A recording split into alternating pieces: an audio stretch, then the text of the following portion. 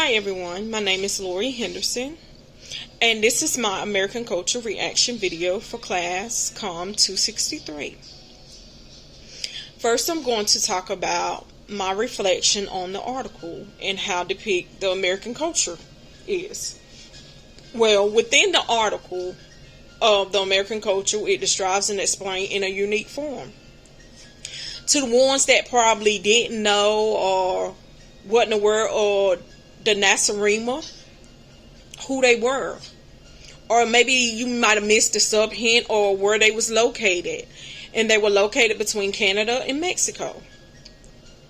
You could find the Nasarima culture alarming, unsure, or how one could follow it, which this article really made me aware to have carefully. We need to be, when we describing cultures or hearing about cultures or talking about cultures, because it can be easy mislabeled and misdescribed. Secondly, I am going to talk about the communication patterns, the practice of rituals. Okay. Once they enter the community-based temple, which the community-based temple was where they regularly looking to reduce stress, rest, or just trying to get rid of any other diseases that might have been affecting their health. And that journey began when one entered a separate space, and they had a space for male and females group worship. Within the room, it was an open room. They would strip away their outer layer of clothes, leaving the nearest to body clothing still on. Then they would substitute that outer layer of clothes with other clothing to be able to cover the in-changing, moving freely. They were all joined within the main temple. Some chose to help retain concentration by adding or addition with a blend of enhancements or boosters and holy waters. Most would place coverings over their hearing and their breathing holes.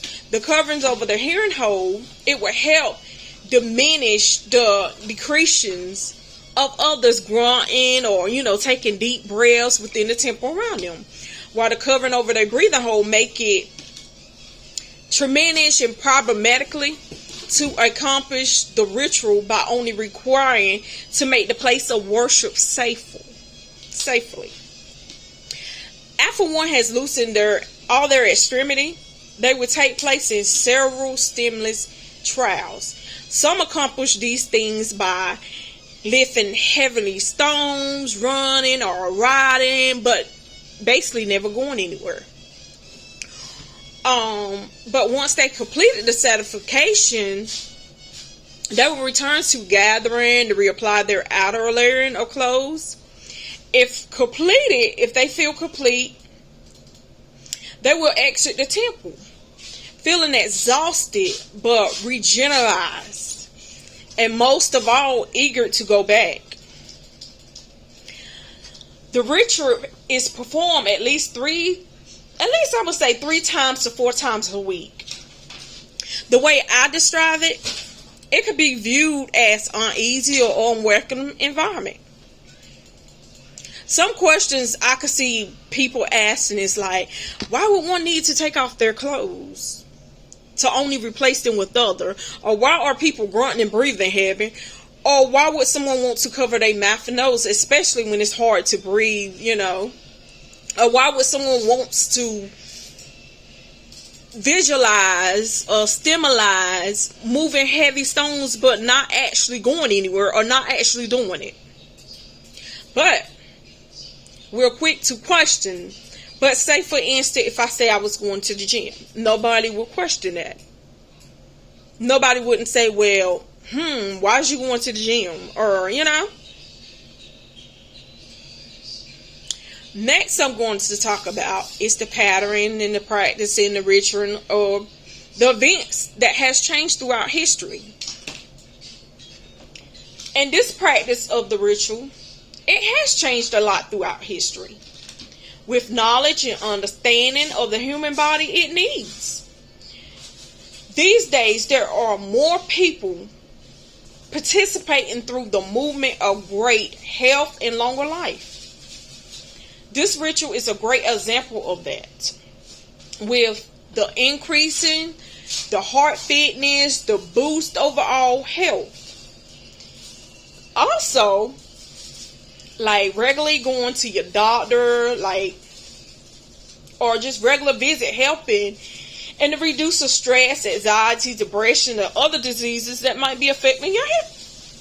Since so many occupations out there these days, there are occupations that require people to sit at desks or not being physical active during the day, and it made this ritual more important, really to reduce stress, anxiety, depressions. With all of these changes, becoming more aware and with all the limitless options often are allowing one to be more indulged or taken part of.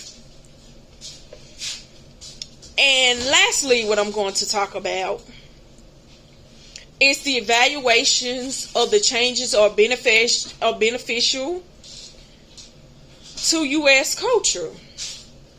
And I found in this article in 2015 that Eric Cheney wrote, "Within the Temple of Perfection, a history of the gym, about how we identify many similarities between faith in the gym." And my output on this is both have their own separate building, in which they do. The gym have their own separate building, and the church have their own separate building. We wear different clothes to the gym than what we wear to the church. We eat special food when we trying to lose weight or just want to be more healthy. And these changes have developed with the gym has been more beneficial. Within so many ways to work out being discovered, it's not only allowing people to get better at workout, but also help them to find something that they enjoy doing. Since there are gyms everywhere, it makes it much easier to find one. But not everything is positive though. Having to go to a gym is very time consuming. Things that was avoidable by many in the past because everyday life wasn't active enough to keep them healthy. And if you want to read more about Eric Cheney, you can look up The History of Fitness with Lance C. Delitz, M. C. S. N. Lynn Craft, PhD at https://www.unm.edu Gym History and United States Culture.